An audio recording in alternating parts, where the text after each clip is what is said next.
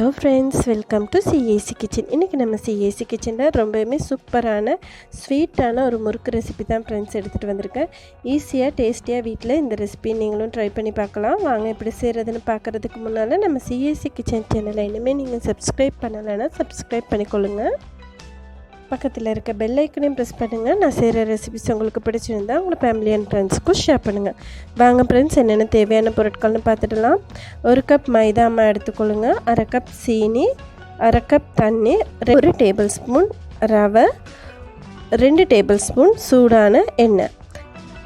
இப்போ நாங்கள் மைதாவில் ரவையை சேர்த்துட்டு அதோடு நம்ம எடுத்து வச்சுருக்க சூடான ஆயிலையும் அதோடு சேர்த்துக்கொள்ளணும். நீங்கள் ஆயிலுக்கு பதிலாக பட்டர் கூட சேர்த்துக்கொள்ளலாம், இன்னுமே சூப்பராக இருக்கும். சேர்த்துட்டு அதோட தண்ணி கொஞ்சம் கொஞ்சமாக இந்த மாதிரி சேர்த்து நம்ம நல்லா இதை இப்போ சப்பாத்தி மாவு பதத்துக்கு பிசைஞ்சு எடுத்துடலாம். உங்களுக்கு மைதா மாவு பிடிக்காட்டி அதுக்கு பதிலாக நீங்கள் அரிசி மாவில் கூட செஞ்சுக்கொள்ளலாம். ரொம்ப கிறிஸ்பியாக டேஸ்ட்டாக இருக்கும் ஃப்ரெண்ட்ஸ், ட்ரை பண்ணி பாருங்கள். இந்த தீபாவளிக்கு சூப்பராக இருக்கும். இப்போ நல்லா இந்த மாதிரி பிசைஞ்சு எடுத்து வச்சாச்சு. இப்போது இதை நம்ம சின்ன சின்னதாக இந்த மாதிரி பவுல்ஸ் செஞ்சு வச்சுக்கலாம். குட்டி குட்டியாக செஞ்சுக்கொள்ளுங்க, நல்லாவே சின்னதாக செஞ்சுக்கொள்ளுங்க. நெல்லிக்காயை விட ரொம்பவும் சின்னதாக செஞ்சுக்கொள்ளுங்க, அப்போ சூப்பராக வரும். நிறையாவும் இருக்கும், பார்க்க அழகாக இருக்கும். அதனால் ரொம்பவும் சின்ன சின்னதாக இந்த மாதிரி செஞ்சு எடுத்து வச்சிடலாம். பாருங்கள், இப்போ செஞ்சு எடுத்து வச்சுட்டு இப்போ இதை நம்ம சிப்பி மாதிரி நாங்கள் டிசைன் பண்ணிக்கொள்ள போகிறோம். ஒரு போக்கு எடுத்து அதை நம்ம செஞ்சு வச்சுருக்க போல் அந்த போக்கு மேலே வச்சுட்டு இப்படி விரலால் அழுத்தி எடுக்கும்போது இந்த எங்களுக்கு சரியாக சிப்பி மாதிரியே சூப்பராக கிடைக்கும். பாருங்கள் ஃப்ரெண்ட்ஸ், எவ்வளோ சூப்பராக சிப்பி மாதிரி இருக்குது. இந்த மாதிரி நம்ம எல்லா பவுல்ஸையும் செஞ்சு வச்சிடலாம்.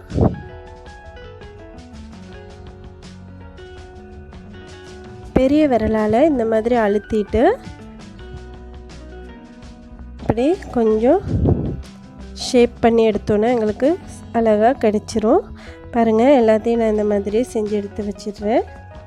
நாம் ஃப்ரை பண்ணுறதுக்கு முதல்ல எல்லா மாவையும் இந்த மாதிரி செஞ்சு வச்சுட்டு ஃப்ரை பண்ண போனால் எங்களுக்கு ஈஸியாக இருக்கும்.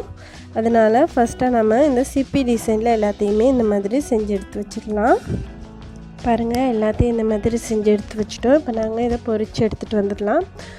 ஒரு பாத்திரத்தில் எண்ணெய் விட்டு எண்ணெய் நல்லா சூடானதும் நம்ம செஞ்சு வச்சுருக்க இந்த சிப்பிகளை போட்டு பொரித்து எடுத்துடலாம். இப்போது எண்ணெய் சூடாகிட்டு நான் எல்லாத்தையும் இந்த மாதிரி சேர்த்துக்கொள்கிறேன். அளவுக்கு அதிகமாக சேர்க்க வேணாம், ஒரு அளவாக சேர்த்துட்டு நம்ம நல்லா திருப்பி போட்டு ஃப்ரை பண்ணி எடுத்துடலாம். பக்கத்துலேயே இருந்து ஃப்ரை பண்ணி எடுத்துக்கொள்ளுங்க.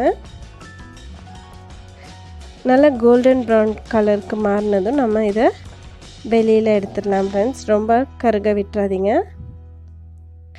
பச்சையாகவும் எடுத்துக்கொள்ளக்கூடாது. கொஞ்சம் கோல்டன் கலருக்கு மாறின பிறகு நம்ம இதை எண்ணெயிலேருந்து எடுத்துடலாம். பாருங்கள், இப்போ நல்லா ஃப்ரை ஆகிட்டு இப்போ நம்ம எல்லாத்தையும் எடுத்துடலாம். எடுத்து ஒரு பக்கமாக வச்சுட்டு நம்ம இப்போ சீனியை பாகு காய்ச்சிக்கொள்ளலாம். 1/2 கப் சீனியை ஒரு பாத்திரத்தில் சேர்த்துட்டு சீனி மூழ்கிற அளவு தண்ணி சேர்த்துக்கொள்ளணும். சேர்த்துட்டு நல்லா சீனியை கரைய விடணும். சீனி கரையும் போது உங்களுக்கு ஏலக்காய் பிடிக்குன்னா ஏலக்காய் போட்டுக்கொள்ளலாம். நான் ஒரு ஏலக்காய் போடுறேன், எனக்கு ரொம்ப பிடிக்காதனால. உங்களுக்கு ஏலக்காய் பிடிக்குன்னா ஒரு 3 ஏலக்காய் சேர்த்துக்கொள்ளுங்க, தட்டிட்டு சேர்த்துக்கொள்ளுங்க.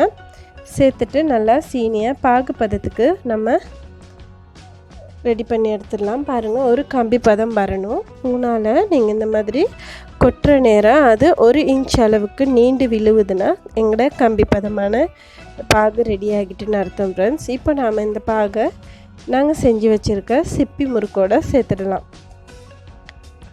ஓகே ஃப்ரெண்ட்ஸ், இப்போ எங்களோட பாகு ரெடி ஆகிட்டு இப்போ நாம் செஞ்சு வச்சுருக்க சிப்பிகள் மேலே இந்த பாகை நாங்கள் சேர்க்க போகிறோம். இப்போது சிப்பி மேலால் இந்த மாதிரி ஊற்றி விட்டுட்டு ஒரு ஸ்பூன் வச்சு நல்லா கலந்து விட்டுறணும். இந்த மாதிரி பாகு சீக்கிரம் கட்டியாகிரும், அதனால கொஞ்சம் சீக்கிரமாக இந்த வேலையை செஞ்சுக்கொள்ளணும் நம்ம ஃப்ரெண்ட்ஸ். இப்போ பாகு சேர்த்துட்டு இந்த மாதிரி பாகு மேலால் சேர்த்துட்டு ஒரு ஸ்பூன் வச்சு நல்லா கலந்து கொள்ளுங்க. எல்லா சிப்பிகளுக்குமே படுற மாதிரி நல்லாவே கலந்து விட்டுருங்க. கலந்து விட்டுட்டு ஒரு 15 மினிட்ஸ் மாதிரி அப்படியே எடுத்து வச்சிடலாம். வச்ச பிறகு அது நல்லாவே கட்டியாகி சூப்பராக கிடச்சிரும். ரொம்ப சீக்கிரமாகவே இதை நம்ம செஞ்சு கொள்ளணும், இல்லாட்டி பாகு சீக்கிரம் கட்டி பிடிச்சிரும். ஓகே ஃப்ரெண்ட்ஸ், ரொம்பவுமே சூப்பரான டேஸ்டியான ஸ்வீட்டான முறுக்கு ரெடி ஆகிட்டு.